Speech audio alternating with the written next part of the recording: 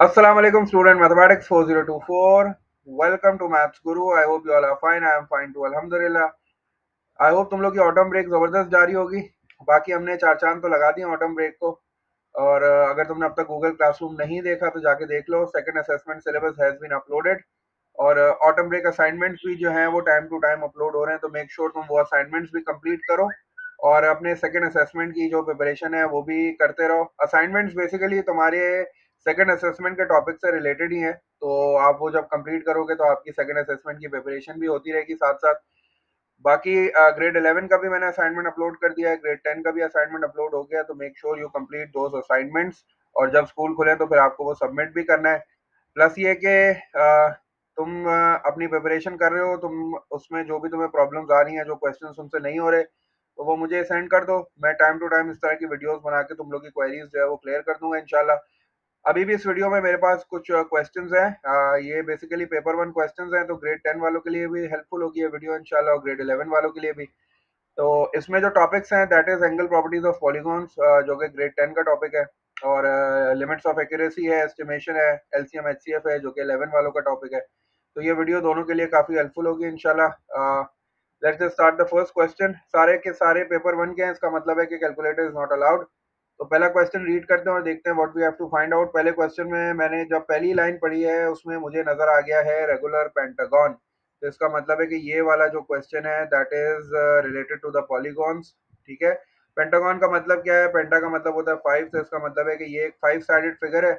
और ये एक पॉलीगॉन है, रेगुलर पॉलीगॉन है। और रेगुलर पॉलीगॉन का मतलब ये हो गया कि all sides and all angles are equal. सही है। अच्छा, क्वेश्चन को रीड भी कर लेते हैं जल्दी से। In the diagram A D, A B and B C are the three sides of a regular pentagon and D C is the diagonal of the pentagon. ठीक है, ये सारी चीजें हमें नजर भी आ रही हैं। डी सी हमारे पास जो है वो डायगोनल है। और ये जो सारी साइड्स हैं जिसने उसने नाम लिया है, ए बी लिया है, बी सी लिया है, और ए डी जो साइड्स हैं ये बेसिकली पेंटागन की तीन साइड्स हैं। ठीक है। अच्छा, बाकी उसने हमें यहाँ कंप्लीट करके दे दिया इस तरह वो डॉटेड लाइन में। ये जो बोल्ड वाली जो फिगर है, ये और ये बेसिकली पूरा एक पेंटागन बना रही है, अगर तुम्हें नजर आ रहा हो तो। सही है। अच्छा, अब हमसे ये कह रहा है कि A B is parallel to D C. A B और डी सी पैरेलल है, हमें एक्स की वैल्यू फाइंड आउट करनी है। We have to find the value of this x. अच्छा, अब ये एक्स जो है बेसिकली ये तो इंटीरियर एंगल है ना, ये तो इंटीरियर एंगल है, ये भी इंटीरियर एंगल है पूरा पूरा। अगर मैं इस पूरे पेंटागन को कंसिडर कर लूं तो ये सारे के सारे जो है ना ये मेरे पास इंटीरियर एंगल्स है। ठीक है। तो चूंकि ये रेगुलर पेंटागन है, चूंकि ये रेगुलर पेंटागन है, तो इसका मतलब है कि सारे के सारे इंटीरियर एंगल्स जो है वो बराबर होंगे। और मुझे पता है कि भाई एक इंटीरियर एंगल निकालने का फॉर्मूला मेरे पास क्या है। I know the formula. वो फॉर्मूला क्या है? N minus two into 180 divided by n. तो मैं वो फॉर्मूला यूज करके एक्स की वैल्यू निकाल लूंगा। एक्स बेसिकली इंटीरियर एंगल है ऑफ अ रेगुलर पेंटागन। ठीक है ना। तो एक्स की वैल्यू निकालने के लिए मैं क्या करूंगा, मैं अपना फॉर्मूला यूज कर लेता हूँ। पहले मैं वो फॉर्मूला लिख देता हूँ। ठीक है। What is that formula? The formula is an minus to, इसको मैंने ब्रैकेट में लिखा है, मल्टीप्लाई बाय 180। ठीक है। ये बेसिकली सम होता है, सम ऑफ इंटीरियर एंगल्स। ठीक है। तो और इसको अगर मैं नंबर ऑफ साइड से डिवाइड कर देता हूँ तो मुझे जो है वो एक इंटीरियर एंगल मिल जाता है। तो बस अब जल्दी से प्लग इन करते हैं। चूंकि ये पेंटागन है तो पेंटागन का मतलब है कि मेरे पास एन की जगह पे 5 आ जाएगा। तो 5 माइनस टू मेरे पास हो जाएगा 3। 5 minus two is 3, 3 multiply by 180 हो जाएगा। ठीक है। और 180, और चूंकि डिवाइडेड बाय एन है, एन का मतलब है कि पेंटागन है, तो इसका मतलब है 5 आ जाएगा। ठीक है। अब मैं इसको रिड्यूस कर लेता हूँ। और 5 के टेबल में आता है 5 टाइम्स 1 इज 5। ठीक है। और इसको अगर मैं रिड्यूस करूँ तो 5 थ्री ज़ा 15 हो गया। ठीक है। 5 थ्री ज़ा 15 हो गया, 3 आगे चला गया 30 हो गया, 5 सिक्स ज़ा 30 हो गया। अब मुझे 36 को 3 से मल्टीप्लाई करना है। जब मैंने 36 को 3 से मल्टीप्लाई किया तो 3 टाइम्स 6 इज 18। ठीक है। 18 का 8 नीचे आ गया, एक और 1 जो है वो ऊपर चला गया। और 3 थ्री ज़ा 9, 9 प्लस 1 10 हो गया। तो इसका मतलब है कि x की जो वैल्यू आ गई मेरे पास that is coming out as 108। तो ये 108 जो है ना ये पेंटागन का इंटीरियर एंगल है, जो कि आपको याद भी होता है, लेकिन चूंकि नंबर है तो वर्किंग करके दिखानी है। तो 108 इसका मतलब है कि ये भी टोटल 108 हो गया। और दिस इज ऑल्सो 108, ये भी 108, क्योंकि सारे इंटीरियर एंगल्स बराबर होंगे, तो they all will be equal to 108। ठीक है। तो x की वैल्यू मैंने फाइंड आउट कर दी, ये भी 108 है, ये भी 108 है। सही है ना। इसको भी मैं 108 लिख दूं, और ऊपर वाला भी 108 होगा। तो मैंने ये सारे एंगल्स लिख दिए हैं। अब मुझे y की वैल्यू फाइंड आउट करनी है सेकंड पार्ट में। y कौन सा है? y ये वाला पार्ट है जो कि छोटा सा है, सही है। अच्छा, चूंकि अब ये this is a regular pentagon, इसका मतलब है इसकी सारी साइड्स बराबर होंगी, तो सारी साइड्स का मतलब है ये दोनों साइड्स बिल्कुल बराबर होंगी। अगर ये दोनों साइड्स बराबर है तो इसका मतलब है कि ये जो ट्राइंगल बन रहा है this is an isosceles triangle. तो अगर मैं यहाँ भी x लिख दूं और मैं यहाँ भी x लिख दूं, क्योंकि दोनों साइड्स बराबर है तो इनके सामने वाले एंगल्स भी बराबर होंगे। ठीक है, ये जो ट्राइंगल आपको नजर आ रहा है ये एक आइसोसेलेस ट्राइंगल बन गया है। इसमें ये वाला एंगल 108 है, ये दोनों साइड्स बराबर है तो इनके सामने वाले एंगल्स भी बराबर होंगे। ये x हो गया, ये भी x हो गया। अब तुम्हें पता है x निकालने का तरीका क्या है? आपको पता है ट्राइंगल के इंटीरियर एंगल्स का सम कितना होता है? 180 होता है। 108, और जब ट्राइंगल के तीनों एंगल्स को ऐड करते हैं तो आंसर कितना आता है? 180 आता है। तो x प्लस 108 इक्वल्स टू 180। और यहाँ से मुझे अगर x की वैल्यू मिल जाएगी तो मैं बहुत आसानी से y की वैल्यू निकाल सकता हूँ। ये कितना हो जाएगा? This will be 2x, x plus x 2x हो जाएगा। और 108 को जो है ना मैं दूसरी साइड पे शिफ्ट कर रहा हूँ। जब वो दूसरी साइड पे शिफ्ट हो जाएगा तो वो सब्ट्रैक्ट हो जाएगा, यहाँ प्लस हो रहा है वहां जाके माइनस हो जाएगा। तो दिस विल बी 180 माइनस 108। ठीक है, 108। अब अगर इसमें 2 मिलाऊंगा तो 110 हो जाएगा। तो इसका मतलब ये हो गया कि 108 में से जब मैं 180 में से जब मैं 108 सब्ट्रैक्ट करूंगा तो आई विल गेट 72। ठीक है ना, क्योंकि मैं 2 मिलाऊंगा तो 110 हो जाएगा और फिर मुझे 70 और मिलाने पड़ेंगे तो 180 हो जाएगा। और चूंकि मुझे x की वैल्यू चाहिए तो x की वैल्यू के लिए क्या करूंगा मैं? 2 या मल्टीप्लाई हो रहा है वहां जाके डिवाइड हो जाएगा। और 72 को जब मैं 2 से डिवाइड करूंगा तो x की वैल्यू मेरे पास आ जाएगी 36। सही है, तो x मेरे पास आ गया 36। अब मुझे x की वैल्यू तो नहीं निकालनी थी, मुझे y की वैल्यू निकालनी थी। अब y मुझे पता है कि ये पूरा का पूरा इंटीरियर एंगल ना वो 108 है। ये पूरा जो मैंने रेड से बनाया हुआ है ये 108 है। ठीक है, और ये 108 में ये वाला जो पार्ट है ये 36 है, क्योंकि मैंने x की वैल्यू फाइंड कर ली। तो y की वैल्यू कैसे निकालूंगा? तो y की वैल्यू के लिए मैं क्या करूंगा? 108 में से 36 को सब्ट्रैक्ट कर दूंगा तो मेरे पास जो है वो y की वैल्यू आ जाएगी। अब जल्दी से 108 में से 36 को सब्ट्रैक्ट कर लो। चलो मैं तुम्हें यहाँ माइनस करके भी दिखा देता हूँ जल्दी से, माइनस की भी प्रैक्टिस हो जाएगी। 108 हो गया, ये 36 हो गया। सही है, तो अब इसको जल्दी से माइनस कर लेते हैं। 8 में से 6 जाएगा, कितना हो जाएगा? 2 बच जाएगा। और ये यहाँ से ये समझो इसको 10 ले लो पूरा, 10 में से 3 गया तो 7 आ गया। 72 तुम्हारा आंसर हो गया। ठीक है, तो y की वैल्यू मेरे पास कितनी आ गई? 72। ठीक है, इसको हम ऐसे भी कर सकते थे ओरली। 4 मिलाते तो 40 हो जाता, फिर 60 मिलाते तो 100 हो जाता, तो 64 हो गया। 64 में फिर आप 8 ऐड मिलाओगे तो 72 तुम्हारा आंसर हो जाएगा। तो चूंकि ये पेपर 1 है तो हमें ये सारी की सारी चीजें जो है ना वो बगैर कैलकुलेटर के करनी है। तो ये था क्वेश्चन 2 पार्ट से। इसके पहले पार्ट में x निकालना था, x बेसिकली इंटीरियर एंगल था। और अगले पार्ट में y निकालना था, y was basically a part of interior angle, लेकिन उसके लिए मुझे ये वाला एंगल निकालना जरूरी था। तो ये जब मैंने देखा कि ट्राइंगल है और वो भी आइसोसेलेस ट्राइंगल है, तो आइसोसेलेस ट्राइंगल में मैं एंगल कैसे निकालता हूँ? तीनों को ऐड करके 180 के बराबर किया। आइसोसेलेस ट्राइंगल में जो दो साइड्स इक्वल होती है ना उनके सामने वाले एंगल्स बराबर होते हैं। जैसे ये साइड इक्वल है ना, तो इसके सामने वाला एंगल अगर एक्स है तो ये वाली साइड के सामने वाला एंगल भी बिल्कुल एक्स होगा। जो साइड्स बराबर होती है उनके सामने वाले एंगल्स भी बराबर होते हैं। तो इस कॉन्सेप्ट से जो है ना मैंने अपने y की वैल्यू फाइंड कर ली। The value of y is coming out as 72। Question जो है ना ये हमारे पास लिमिट्स ऑफ एक्यूरेसी का क्वेश्चन है। ठीक है, ये भी पेपर 1 टाइप का क्वेश्चन है। इसमें भी हमें जो है वो कैलकुलेटर यूज करने की इजाजत नहीं है। तो पहले जो है वो क्वेश्चन को रीड करते हैं, क्वेश्चन बोल क्या रहा है। ठीक है, थोड़ा सा इसको इधर कर दूं। चलो क्वेश्चन को रीड कर लेते हैं। क्वेश्चन हमसे कह रहा है कि the mass of large box, the mass of large box is 500 grams. ठीक है, 500 ग्राम्स दिया हुआ है और उसके आगे देखो करेक्ट टू नियरेस्ट। अब ये जो 10 ग्राम्स है बेसिकली ये मेरे पास क्या है? ये मेरे पास एक्यूरेसी गिवन है, क्योंकि मैंने आपको बताया था कि क्वेश्चन में करेक्ट टू द नियरेस्ट का जो वर्ड आता है उसके बाद आपको हमेशा एक्यूरेसी गिवन होती है। तो इसका मतलब है कि 10 ग्राम्स जो है ना वो इसकी एक्यूरेसी है, mass of the large box की। और फिर कह रहा है mass of the small box is 250 grams correct to the nearest 10 grams. इसकी एक्यूरेसी भी 10 ग्राम्स है, मतलब दोनों की एक्यूरेसी 10 ग्राम्स है। और चूंकि एक्यूरेसी गिवन है तो मैं एक काम करता हूँ, एरर निकाल लेता हूँ।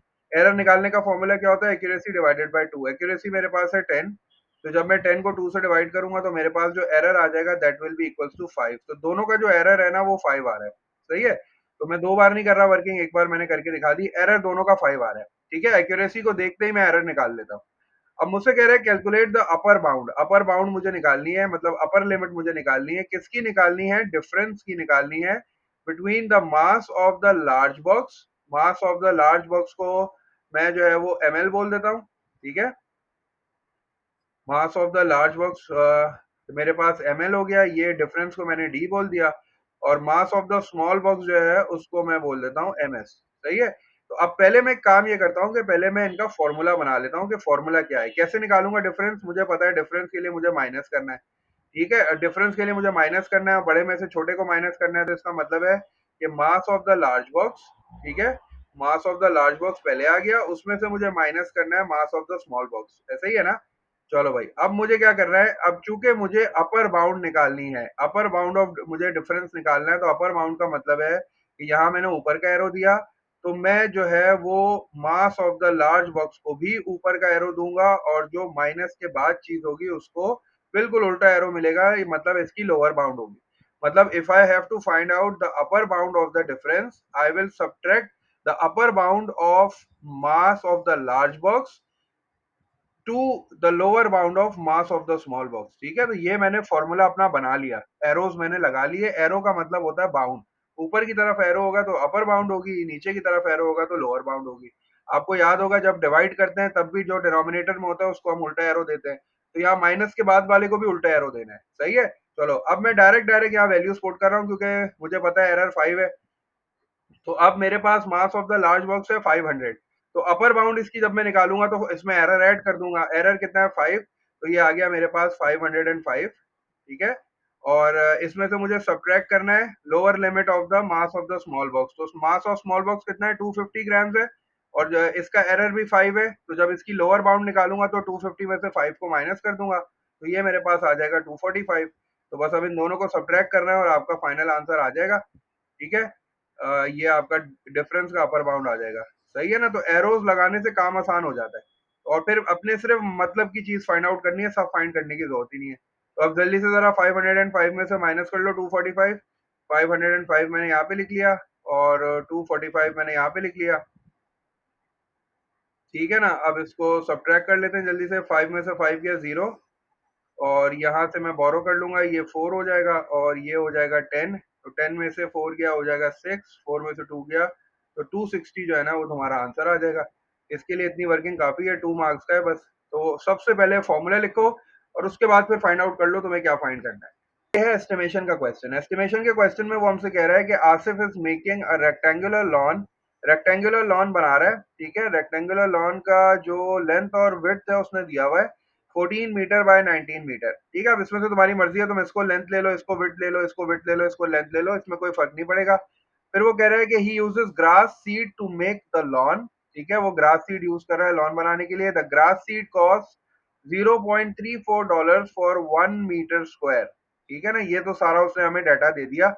आगे कह रहा है by writing each number correct to one significant figure, पहले तुम्हें सारे नंबर्स को जो भी तुम्हें ऊपर नजर आ रहे हैं you have to write them correct to one significant figure, और उसके बाद तुम्हें एस्टिमेट करना है the cost of the seed needed, ठीक है। तो पहले एक काम ये कर लेते हैं कि सबको जो है ना पहले वन सिग्निफिकेंट फिगर पे लिख लेते हैं जितने हमें नंबर्स ऊपर नजर आ रहे हैं।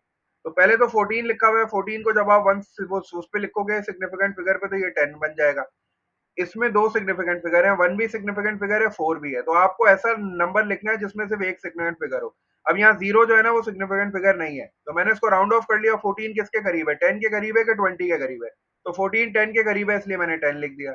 अब अगला नंबर मेरे पास है 19, जब मैं इसको राउंड ऑफ करूंगा तो 19 जो है वो 20 के करीब होगा, ठीक है। और 20 ऐसा नंबर है जिसमें सिर्फ एक सिग्निफिकेंट फिगर है, सही है ना। तो ये 20 हो गया, और इसके बाद 0.34, 0.34 में जो है मेरे पास दो सिग्निफिकेंट फिगर्स हैं।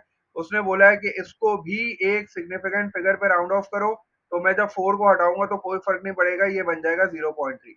तो ये इसके अलावा वन लिखा हुआ है, वन इज बेसिकली मतलब वन में तो एक ही सिग्निफिकेंट फिगर है, तो मुझे उसको कुछ लिखने की जरूरत नहीं है। बस अब डायरेक्ट काम शुरू करते हैं जल्दी से। हमें क्या करना है, हमें कॉस्ट निकालनी है ना, एस्टिमेट द कॉस्ट नीडेड। पहले तो ये देख लेता हूँ कि मेरे पास जो है चूंकि यहाँ मीटर स्क्वायर लिखा हुआ है तो यहाँ मुझे हिंट मिल गई कि मुझे जो है ना वो पहले एरिया निकालना है। तो रेक्टेंगल का एरिया क्या होता है, रेक्टेंगल का एरिया निकालने का फॉर्मूला होता है लेंथ इनटू विड्थ, ठीक है। तो लेंथ मेरे पास आ गई 10 क्योंकि मैंने अब इसको राउंड ऑफ कर दिया है, ठीक है। अब मैं 14 नहीं लिखूंगा, और विड्थ मेरे पास आ गई है 20, तो ये हो जाएगा मेरे पास 200 मीटर स्क्वायर, ठीक है? तो अब मुझे जो मैंने राउंड ऑफ करके वैल्यूज़ लिखी है ना, वही वैल्यूज़ यूज़ करनी है क्योंकि मुझे एस्टिमेट करना है। तो ये आ गया 200 मीटर स्क्वायर, ठीक है? इसका मतलब जो मेरा पूरा एरिया हो गया ना, वो इस वक़्त एस्टिमेट मतलब अंदाज़न जो है, वो 200 मीटर स्क्वायर हो रहा है। और 1 मीटर स्क्वायर के लिए कितनी सीट चाहिए? 0.3 चाहिए राउंड ऑफ करने के बाद। अब मैं सारी ये वाली वैल्यूज़ यूज़ करूँगा क्योंकि उसने मुझे पहले ही बोला है by writing each number correct to one significant figure, तो मैंने यही सारे नंबर यूज़ करने हैं, ये वाले यूज़ नहीं करने। ठीक है ना? तो अब मैं थोड़ा यहाँ प्रोपोर्शन बनाऊँगा कि 1 मीटर स्क्वायर के लिए 1 मीटर स्क्वायर के लिए मुझे कितना चाहिए सीट? मुझे चाहिए 0.3, ठीक है? 1 मीटर स्क्वायर के लिए मुझे 0.3 चाहिए, मतलब वो 0.3 कॉस्ट कर रहा है। तो अब मेरे पास एरिया कितना है? मेरे पास है 200 एरिया, तो यहाँ 200 आ गया, 200 मीटर स्क्वायर हो गया। और इधर डॉलर लिख देता हूँ, ठीक है? और मुझे डॉलर ही फाइंड करना है तो मैंने यहाँ एक्स लिख दिया। अब मैं इसको क्रॉस मल्टीप्लाई कर लेता हूँ, क्रॉस मल्टीप्लाई करके मैं अपनी कॉस्ट फाइंड आउट कर लूंगा। ठीक है, क्या हो जाएगा? एक्स को 1 से मल्टीप्लाई कराएंगे तो एक्स हो जाएगा, और फिर मुझे जो है वो 200 को 0.3 से मल्टीप्लाई कराना पड़ेगा। तो 200 0.3, तो 0.3 को मैं 3/10 लिख देता हूँ ताकि मल्टीप्लाई कराने में आसानी हो जाए। ठीक है, 0.3 को मैं क्या लिख रहा हूँ? 3/10। सही है ना भाई? तो अब ये क्या हो गया? ये जीरो से ये वाला जीरो कैंसिल आउट हो गया, और 20 को जब मैं 3 से मल्टीप्लाई करूंगा तो मेरे पास जो आंसर आ जाएगा दैट विल बी 60। तो $60 जो है ना, वो टोटल कॉस्ट ऑफ सीड आ रही है। और ये एस्टिमेटेड है, ये रफ है, एग्जैक्ट नहीं है, क्योंकि उसने मुझे बोला था कि पहले राउंड ऑफ करो वन सिग्निफिकेंट फिगर।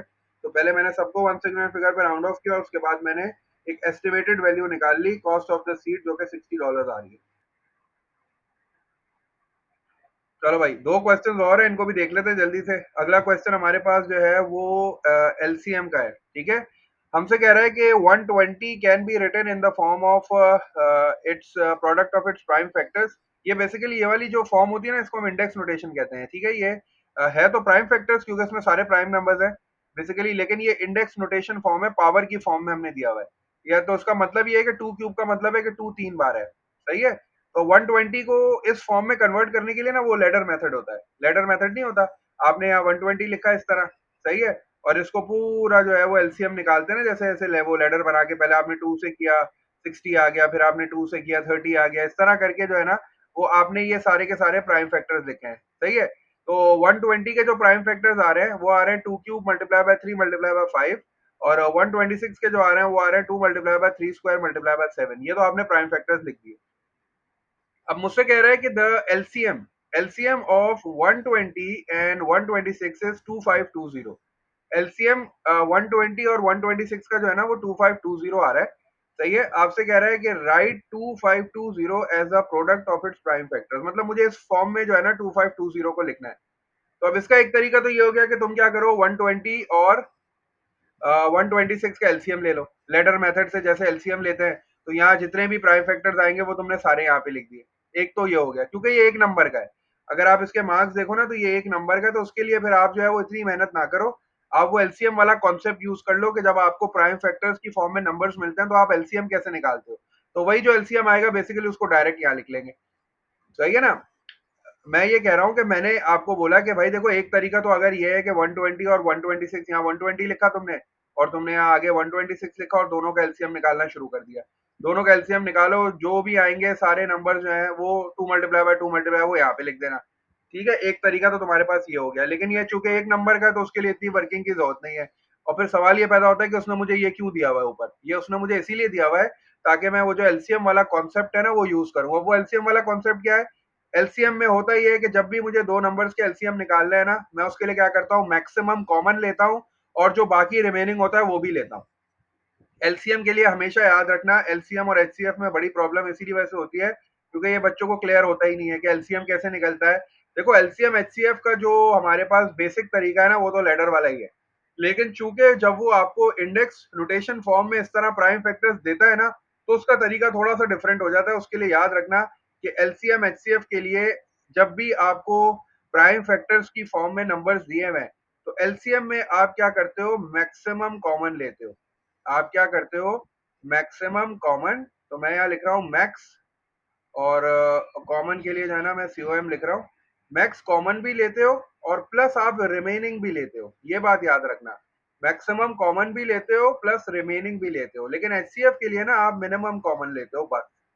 ठीक है, एचसीएफ के लिए आप सिर्फ मिनिमम कॉमन लोगे। एलसीएम के लिए आप मैक्सिमम कॉमन भी लेते हो और रिमेनिंग भी लेते हो। अब यहाँ किसकी बात हो रही थी, यहाँ एलसीएम की बात हो रही थी। अब आओ मैं तुम्हें इसका लेके दिखाता हूँ एलसीएम क्या है। एलसीएम में मैंने तुम्हें बोला मैक्सिमम कॉमन प्लस रिमेनिंग। तो पहले तो ये देखो कॉमन क्या है, टू कॉमन है दोनों में, और टू में मैक्सिमम क्या है, टू की पावर थ्री, तो ये आ गया टू की पावर थ्री। सही है। अच्छा उसके बाद और देखो कॉमन क्या है, थ्री भी कॉमन है, और थ्री में मैक्सिमम क्या है, थ्री स्क्वायर, तो ये थ्री स्क्वायर आ गया। उसके बाद देखो क्या कॉमन है, उसके बाद कुछ कॉमन नहीं है। ठीक है, तो एलसीएम चूंकि ले रहे हैं तो फिर हम जो है वो रिमेनिंग भी लेंगे। तो रिमेनिंग में फाइव है हमारे पास, और रिमेनिंग में हमारे पास सेवन है। ठीक है, तो ये इसका एलसीएम हो गया। अगर मैं एचसीएफ की बात करता ना, तो एचसीएफ में सिर्फ मिनिमम कॉमन आता है। जैसे टू दोनों जगह पे है तो टू का मिनिमम टू हो गया, और थ्री दोनों जगह पे और थ्री का मिनिमम थ्री हो गया, तो सिर्फ टू और थ्री आता बस। लेकिन एचसीएफ एलसीएम में मैक्सिमम कॉमन प्लस रिमेनिंग, तो बस यही इसका आंसर हो गया। तुम्हें यही लिख लेना है इधर टू क्यूब, और अगर तुम्हें तसल्ली करनी है तो तुम मल्टीप्लाई करके चेक कर लो। Two cube multiply by three square multiply by five multiply by seven करोगे तो तुम्हारा जो आंसर आ जाएगा वो आ जाएगा 2520। ठीक है, एक नंबर के लिए बस इतनी वर्किंग काफी है बस। ठीक है ना, तो ये तुम्हें लंबा वाला मेथड करने की जरूरत नहीं है। लेकिन अगर तुम्हें नहीं समझ में आता तो फिर तुम्हारे पास यही एक ऑप्शन है, इस तरह पूरा एलसीएम ले लो, जो भी आंसर है वो यहाँ पे लिख लो। जल्दी से लास्ट क्वेश्चन देख लेते हैं, ये भी पॉलीगॉन्स का है। अच्छा ये वाला क्वेश्चन जो है ना, मैं दो तरीकों से करके दिखा देता हूँ, क्योंकि दो फॉर्मूले से हो जाता है ये। तो आपको जो अच्छा लगे आप उस तरह कर लो। वो हमसे कह रहा है ईच इंटीरियर एंगल हमें दे रहा है, each interior angle of a regular polygon. Regular polygon के ही फॉर्मूले हैं हमारे पास, इरेगुलर के तो हम लोग प्लस माइनस करके निकाल लेते हैं। तो interior angle of a regular polygon दे रहा है 160। हमसे कह रहा है नंबर ऑफ साइड्स फाइंड करो। नंबर ऑफ साइड्स का मतलब क्या होता है, नंबर ऑफ साइड्स का मतलब है कि we have to find n. Number of sides of the polygon का मतलब है हमें एन फाइंड करना है। तो एक तो तरीका इसका ये है, पहला तरीका ये है कि इंटीरियर एंगल वाला फॉर्मूला यूज करते हैं और एन निकाल लेते हैं। इंटीरियर एंगल वाला फॉर्मूला क्या है, जो कि अभी हमने देखा था n minus two into 180 upon n. उसमें इंटीरियर एंगल कितना दिया हुआ है, इंटीरियर एंगल आपको दिया हुआ है 160, तो 160 लिखा आपने इंटीरियर एंगल की जगह पे। एन आपको फाइंड करना है, तो आपने ब्रैकेट में एन माइनस टू, एन आपको फाइंड करना है तो आप एन की जगह पे एन ही लिखोगे। तो एन माइनस टू इंटू 180 हो गया, और होल डिवाइडेड बाय एन, यही फॉर्मूला था ना इंटीरियर एंगल का। अब ये सवाल में इंटीरियर एंगल हमें गिवन है, हमें नंबर ऑफ साइड्स फाइंड करनी है। इससे पहले वाला जो हमने सवाल किया था उसमें नंबर ऑफ साइड्स गिवन थी, इंटीरियर एंगल फाइंड करना था। अब क्या करेंगे, ये डिवाइड हो रहा है, उधर जाके मल्टीप्लाई हो जाएगा, तो ये बन जाएगा 160 एन। सही है। और मैं क्या करता हूँ, एन माइनस टू को भी मल्टीप्लाई करा लेता हूँ। ये वाला एन भी 180 से मल्टीप्लाई होके क्या बन जाएगा, 180 एन हो जाएगा। ठीक है, तो मैंने इसको 180 एन लिख लिया। और जब माइनस टू मल्टीप्लाई होगा 180 से, तो ये क्या बन जाएगा, माइनस 360 बन जाएगा। अब चूंकि मुझे एन की वैल्यू चाहिए तो मैं क्या करता हूँ, सबको लाइक टर्म्स को एक जगह जमा कर लेता हूँ। ये जो 360 है इसको यहाँ शिफ्ट करता हूँ, 160 को यहाँ शिफ्ट कर देता हूँ, तो ये बन जाएगा 360। कोशिश किया करो जिसको सब्जेक्ट बनाना है ना उसको पॉजिटिव रखो। तो ये 180 वहां पहले से था, तो 180 एन हो गया। सही है। और 180 एन में से मैंने क्या किया, ये 160 पॉजिटिव का था, वहां जाके नेगेटिव का हो जाएगा, तो ये हो जाएगा 160 एन। 180 में से 160 एन माइनस करूंगा तो 20 आ जाएगा, तो ये मेरे पास हो जाएगा 360 और इज इक्वल्स टू 20 एन।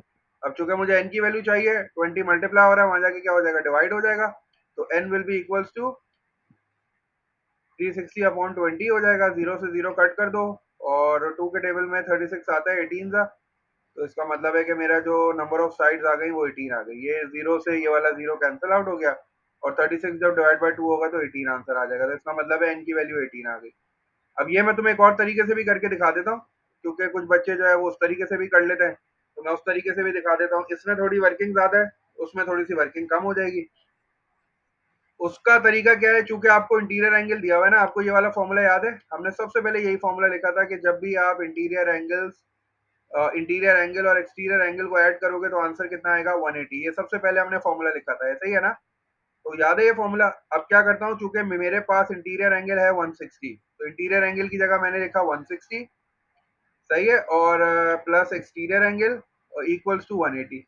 तो तुम्हें पता है कि यहाँ 160 ऐड हो रहा है, वहां जाके क्या हो जाएगा, सब्ट्रैक्ट, तो एक्सटीरियर एंगल की वैल्यू कितनी आ गई, 20 आ गई। जब आप 180 में से 160 को सब्ट्रैक्ट करोगे तो आपके पास आंसर आ गया 20। अब आपको पता है कि एक फॉर्मूला भी था जो सबसे आखिर में हमने लिखा था, जिसमें एक्सटीरियर एंगल और नंबर ऑफ साइड्स वाला फॉर्मूला था, वो याद है सबको? तो नंबर ऑफ साइड्स किसके बराबर होती थी? Exterior 360 upon exterior angle. तो 360 ये आ गया, ठीक है, और divided by number of sorry exterior angle, तो ये 20 हो गया। यहाँ भी वही आंसर आ गया 18। तो दोनों तरीकों से बिल्कुल सेम आंसर आ रहा है, दोनों तरीके बिल्कुल सही हैं। आपकी मर्जी है, आप जो मेथड यूज कर लो, ठीक है। तो ये था पॉलीगॉन का नंबर ऑफ साइड्स का निकालने का फॉर्मूला। दोनों फॉर्मूले से सेम आंसर आ रहा है। इंटीरियर एंगल अगर आपको गिवन है तो आप फर्स्ट मेथड भी यूज कर सकते हो, and you can also use the second method. दोनों मेथड यूज करो, दोनों से सेम आंसर आ रहा है, दोनों बिल्कुल वैलिड है, ठीक है ना। तुम्हारी मर्जी, अगर ये अच्छा लग रहा है ये कर लो, ये अच्छा है ये कर लो, दोनों बिल्कुल एक्सेप्टेबल है। तो ये कुछ क्वेश्चन थे मेरे पास। आई होप ये वीडियो तुम लोग के लिए हेल्पफुल होगी इंशाल्लाह। इसके अलावा अगर कोई क्वेरी कंफ्यूजन हो तो लाजमी मेरे साथ शेयर करना, ठीक है। मैं इस तरह वीडियोस बना के तुम्हारी हेल्प कर दूंगा। देखो, वीडियोस देखना समझना ये तुम्हारा काम है, वीडियोस बनाना हमारा काम है। अगर आप अपने एंड पे मेहनत नहीं करोगे तो फिर इम्प्रूवमेंट आना जो है वो काफी मुश्किल हो जाएगी, क्योंकि हर चीज हम क्लास में डिस्कस नहीं कर सकते, इतना टाइम नहीं होता। कुछ चीजें आपको वीडियो के थ्रू सीखनी पड़ती हैं, ठीक है। इसीलिए कहते हैं सेल्फ लर्निंग बहुत इंपॉर्टेंट है। बाकी इंशाल्लाह all the best for your assessment preparation. कोई मसला हो तो फिर इंशाल्लाह भेज देना, मैं इस तरह तुम लोग की मदद करता रहूंगा। अंटिल देन टेक केयर, अल्लाह हाफिज।